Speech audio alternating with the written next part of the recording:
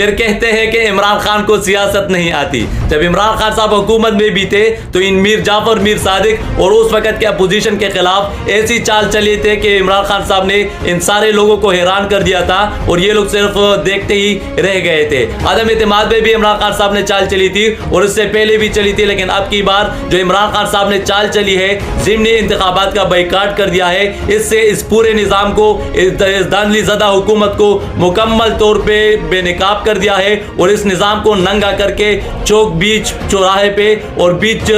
चौक पे खड़ा कर दिया है, नंगे पाँव नंगे सर, और बिल्कुल ही हर तरह से नंगा कर दिया है इस निज़ाम को इमरान खान साहब ने इस इलेक्शन का बाइकाट करते हुए। बाइकाट की वजह से लोग बाहर नहीं आते थे, वोट देने के लिए टर्न आउट बिल्कुल सिफर ही था, ना के बराबर था। और पाकिस्तान के लोग इतने मजबूर हो गए, इस निज़ाम को इतनी मजबूरी लायक हो गई कि प्रिंट मीडिया और डिजिटल मीडिया ये खबरें दे रहे थे कि मस्जिदों में ऐलानात हो रहे हैं, वहां पे लोगों को वोट देने के लिए बुलाया जा रहा है। तो वह क्या गेम खेला है नियाजी ने और इन लोगों को बिल्कुल ठीक ठाक बेनकाब कर दिया है। आज ये साबित हो गया है कि इन लोगों का कोई वोट बैंक नहीं है, इन लोगों का कोई सपोर्टर नहीं है, इन लोगों का कोई कारकुन नहीं है। जो जलसों में आते हैं वो भी पैसे लेके आते हैं, लेकिन वोट देने के लिए इन लोगों के पास कोई भी शख्स मौजूद नहीं है। इमरान खान साहब ने इन लोगों की धांधली एक ही चाल में